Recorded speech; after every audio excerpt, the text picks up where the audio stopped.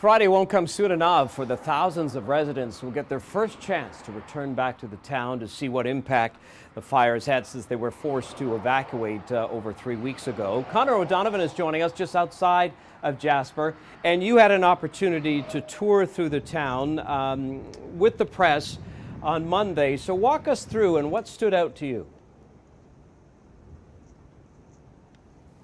That's right. Yesterday, the first time really since the fire began that we had any kind of access into the site. The first thing you notice is fire very much still active in the park, the Jasper Park, just a few kilometers to the east of Jasper along Highway 16. Yesterday we saw very active flame, a lot of smoke, trees kindling. That was on the south side of the valley, so it's quite far from Jasper, the town site itself, but not too far. Like I said, just a couple of kilometers. But once you get into the town site itself, the first stretch of the town site, that sort of northeastern side, if you looked right there, you wouldn't even know there was a fire that hit Jasper, but very quickly damage becomes apparent, especially when you get to that sort of southwest side of town. It's really, really tragic. I mean, I can't really imagine what the folks who have seen these pictures who live there must be going through right now, because you see entire neighborhoods gone, really not much left in some of those hardest hit neighborhoods like along Gakey Street, if you're familiar with Jasper, and in the Cabin Creek area. All that remains really things like chimney stacks and fireplaces. You see the remnants of barbecues. I saw, burnt up bicycles, things like that, and just the concrete structures like staircases. Not much left there. Again, really sad. But as you mentioned, yes, 7 a.m. Friday, a blanket reentry is planned, as the criteria that the municipality and Parks Canada have set for reentry are expected to be met. That means that the fire itself, there's no immediate threat to the town from the fire itself. They say the fire closest to town in that northeast area is northwest of town, northeast of town, is 99% contained. Crews have been hard at work cleaning up hazards as well, things like felled trees and power lines that might pose any hazards to residents moving about town. And some services are being restored too, critical services like healthcare and pharmacy and retail as well.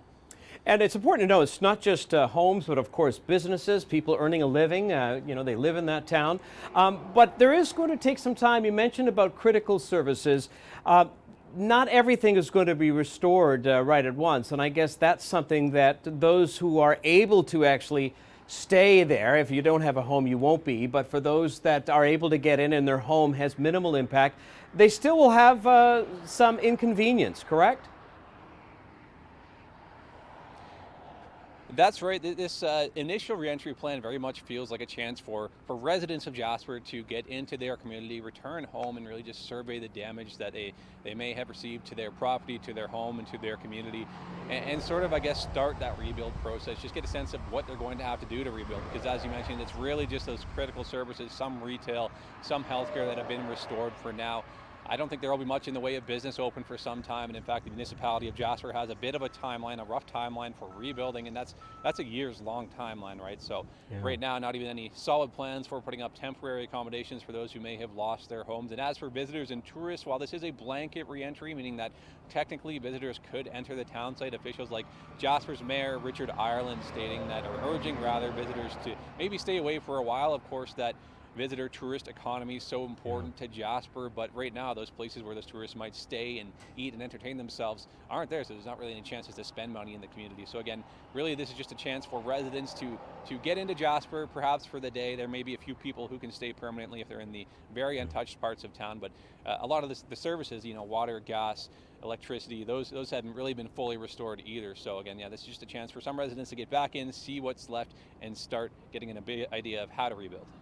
Thank you so much, Connor. We look forward to other updates. Just a tragic story, and we'll continue to follow it here on Canada's Weather Network.